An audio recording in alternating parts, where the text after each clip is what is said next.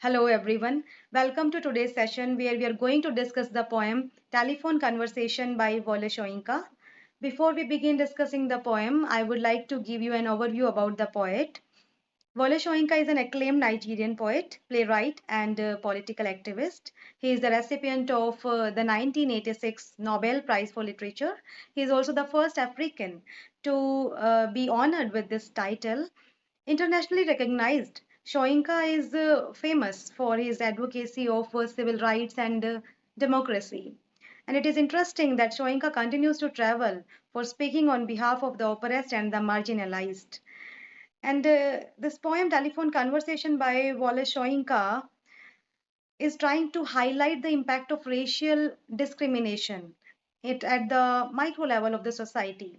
To give you a kind of background of this poem was written at the moment when blacks were given the rights politically and constitutionally.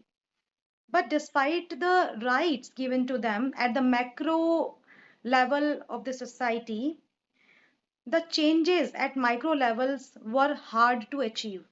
In a way, it can be stated that telephone conversation is exposing the presence of racial discrimination at the individual level in society instead of passing the laws against it.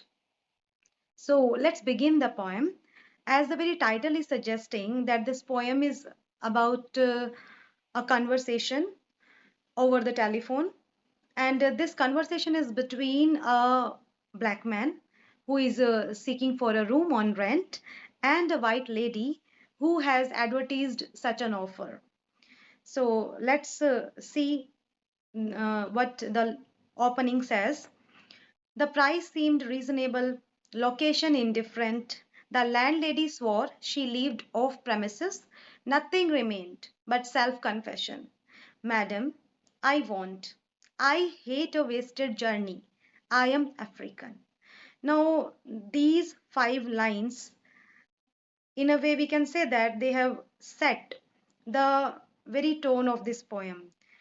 If we see the first line, the price seemed reasonable, location indifferent, tells us that there is a black man who, in the search of an apartment, a rental apartment, and he comes across an advertisement in a newspaper where he sees that the offer which advertisement is giving, the price of the offer is reasonable, the location is also suitable to him, and this word indifferent also indicates that there is no problem with race, black or white. And moreover, the landlady, the landowner of the rental apartment is promising that she doesn't live in the building. So finding all the conditions and cost and locality favorable and congenial, he decides to make a phone call to the landlady. Now, he also considers that one very important thing is left to tell, and that is his identity as an African, which he finds that it is very important to tell the lady that he is a black man. So here we can very well find the put of irony where he is saying that nothing remained but self confession. So this word here, confession, as you know, that this word is associated, typically associated with with the revelation of something criminal, confession. But here, the speaker is using this word in admitting his very identity as an African. So here, very ironically, Shoinka has put forward that how prevalent the racism was still after passing the stringent laws against it. So but self confession and I won't, and he thinks that it, I must tell her, I must let her know, I must warn her that I'm a black man. It is along with the irony, it is the very reality of the then condition. But self confession, madam, I want. I hate a wasted journey. Now, this sentence, I hate a wasted journey, also tells that this man has had many bitter experiences. It might happen that after watching this word indifferent in the advertisement, as per the law, uh, in the society. The white people used to show that they are very much indifferent to these discriminations. So after watching this word indifferent, he happened to approach the landowner. But after coming to know his identity as a black man, the landowner might refuse to do any further deal with him. So here he is saying that I hate a wasted journey, I'm African. So these are the opening, and at the very outset we find the tone and setting of the poem, that it uh, it gives us many instances of the racial prejudices prevalent in the society. Next, silence. Silenced transmission of pressurized good breeding. Now, here in the starting of these lines, the uh, speaker or Shoinka is telling Shoinka as a poet, and the speaker, who is a black man, he is telling that there was a silence, and this silence is a reaction from the white lady, that when she comes to know that the speaker whom she is talking with whom she is talking is a black man, there was a complete silence, because pressurized good breeding here suggests that that these the white people who are of good breeding, the notion that they are of good breeding, and they are highly educated, and they are so decent that they don't openly speak about against the black people, but along with it they are continue to harbor prejudices against the black people. So here, due to her uh, good breeding or a highly educated label, she doesn't want to reveal her true dislike and disapproval for the black man. That's why there's a silence. There's a long silence. And then voice when it came. Lipstick coated, long gold rolled, cigarette holder piped. Now, through these lines, Shoinka is foregrounding one more fact, that both white and black people stereotype each other by uh, fixing them in typical images. As in this instance, the speaker, just after hearing the voice of the lady, is fixing her image in his imagination. He is imagining that the lady might be or must be painted, the lips of the lady must be painted with lipstick, and she must be holding the cigarette along with a gold tinted lighter, cigarette lighter. So this is the image which he makes in his mind, which he stereotype the lady as per his imagination of a white landlady. So here is, through the use of imagery, Shoinka has exposed one more thing, that how both black and white people are in the habit of stereotyping each other. So I would like to read it again. Voice when it came, lipstick coated, long gold rolled, cigarette holder piped, caught I was foully. Then the voice came. After the silence, there was a voice from the lady's side. How dark! I had not misheard. When this reaction came from the white lady, how dark! I had not misheard. Are you light or very dark? So at first, the speaker sensed that maybe he has misheard. So there was again this voice, again this sentence, are you light or very dark? Now, this is very surprising and absurd, that instead of asking from the speaker about his profession or about his habits, this lady is very much interested in the shade of his color, shade of his complexion.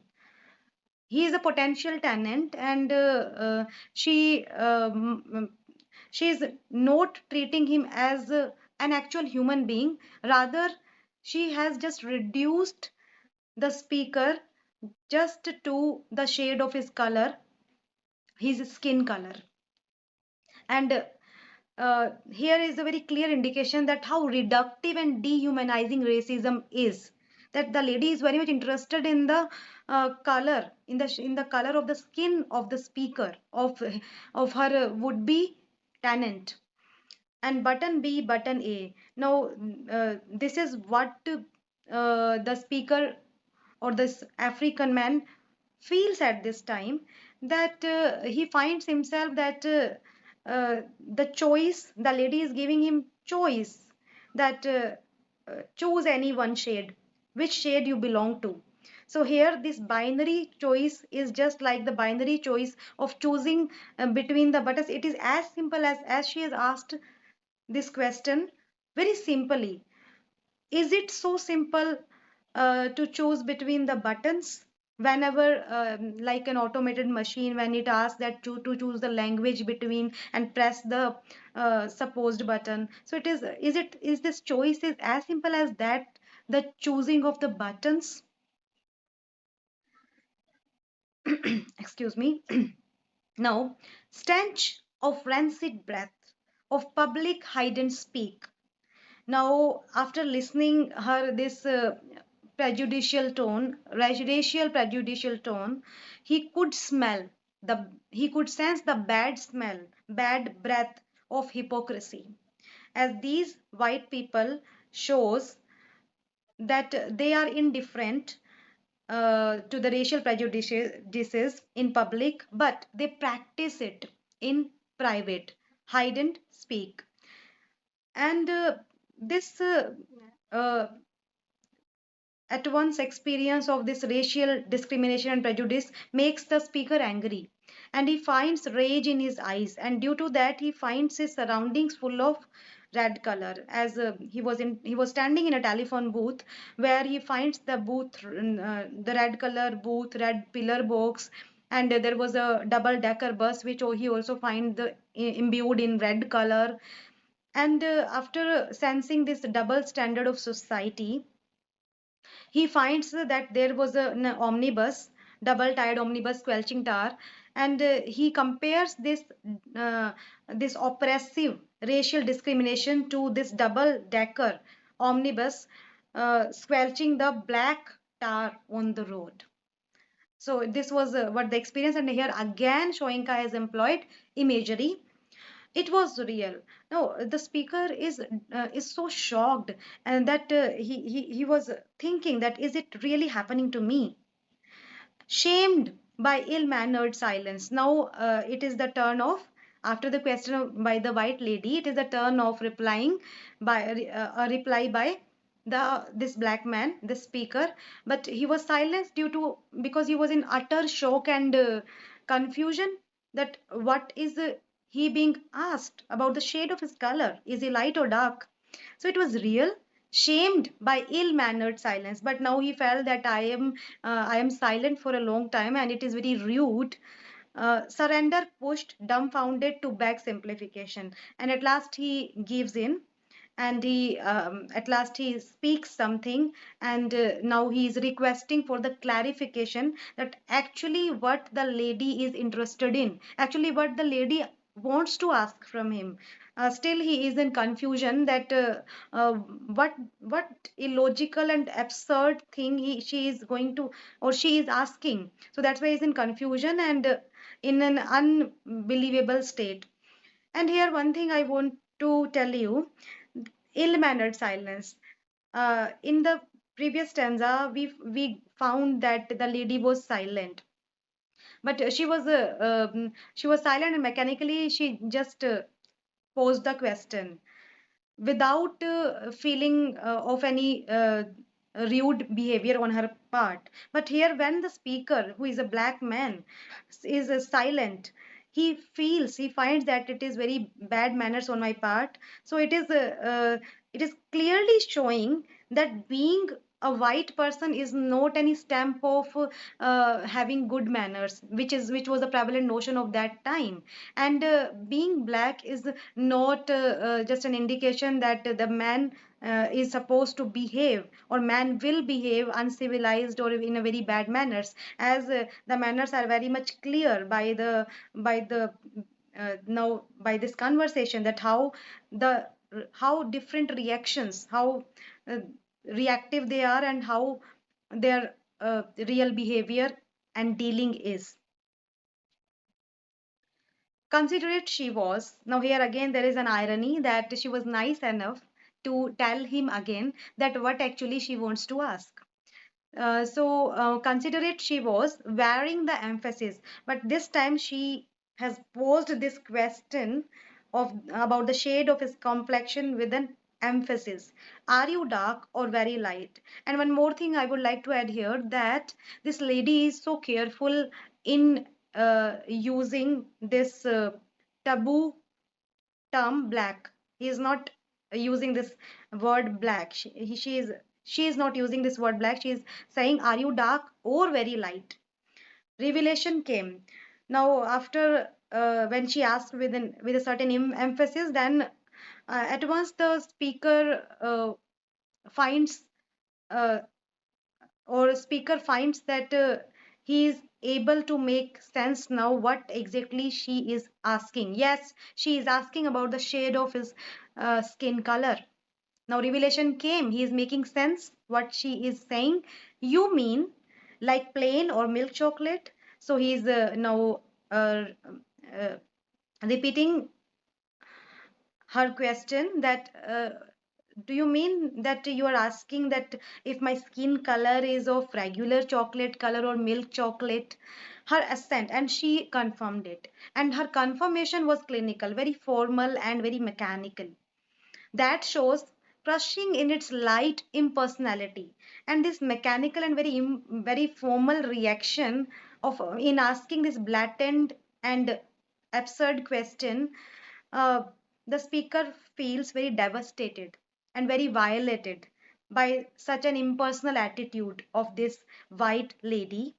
Rapidly wavelength adjusted, but he at once he adjusted his behavior, adjusted his reply, and he managed to speak or tell what he is by choosing this term, this terminology, which is also mentioned in his passport, that he is West African sepia. And as afterthought, down in my passport, and after a little thought, he also tells that it is also mentioned in my passport, and I am West African sepia. Silence for spectroscopic flight of fancy.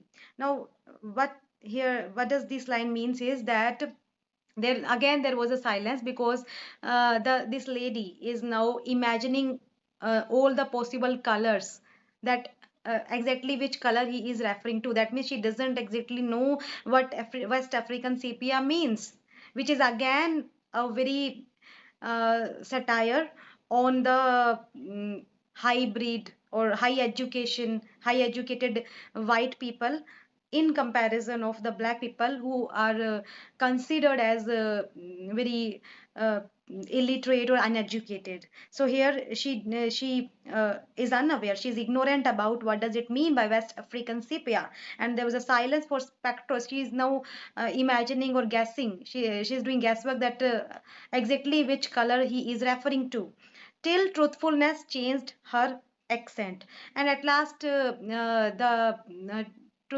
truthful or truth of her ignorance she accepted or took over her, and she changing her accent in a very hard tone, or in a very rude tone.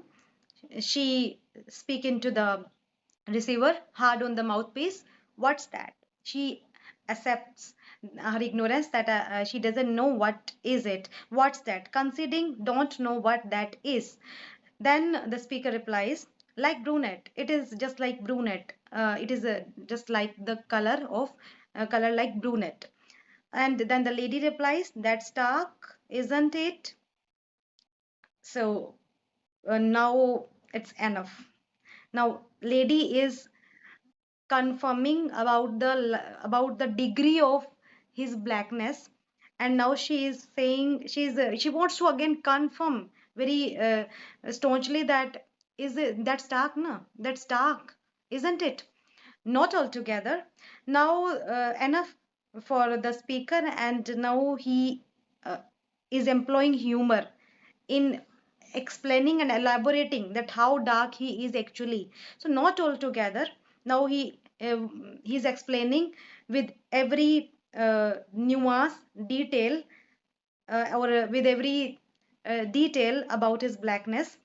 Not altogether. Facially, I'm brunette, but madam, you should see the rest of me. Palm of my hand, soles of my feet are a peroxide blonde. He's saying that I'm not, my whole body is not black altogether, and though my palms of my hand and soles of my feet are in lighter in their shade, they are of a little white color. And then again he goes on. Friction caused foolishly, madam, by sitting down, has turned my bottom raven black. And he's saying that I am being a fool. I happen to sit on my on rear, or I sit with my bottom, and due to the sitting down, friction causes, and this friction has turned my bottom very dark black. So now he is elaborating his the way the how black and how much black, and where from where he is lighter in shade and from where he is darker in shade. Because she was very much interested and she wanted to confirm, she was hell bent on us asking or on knowing that how black he is, so he is telling her. Then, one moment, madam. Now, here at this moment, when he senses that the lady is about to slam down the receiver, he is now, he appears to plead for a chance. Now he appears because he seems that this lady is not now not will continue in doing any deal with him, because she has confirmed that he is of black complexion. One moment, madam. Sensing her receiver rearing on the thunderclap. About my ears means when he was about to tell the shade of his ear. Then he sensed that the madam is about to hang up the phone. Madam, I pleaded, wouldn't you rather see for yourself? So now here the speaker is pleading and requesting that, ma'am, is it not possible, or kindly meet me in person to check or to judge how black I am. So this is the ending of the story of the poem, but this ending is not on a very triumphant note, which shows that the white people still holds the power to shut up, to silence the black person. That as the attitude of the white lady when she was about to hang up the phone. So this is what Bolshoinka tries to indicate, that at the micro level of the society, still the changes are hard to achieve, and the change will not occur until the people will not change at heart or at individual level. Now, after this discussion, it is very clear that this poem is a satire on racism, and this poem also talks about uh, by showing us, or by displaying the conversation between a black man and a white lady. This poem also foreground that how identity is complicated with race, and this poem presents a very fine argument that judging someone over the or based on the color of their skin is illogical, absurd, ignorant, and dehumanizing. And if we talk about the form and structure of this poem, then this poem is composed in free verse. As we can see that it flows like a conversation, and there is no overarching rhyme scheme or meter in it. So that's all for today. Thank you for listening.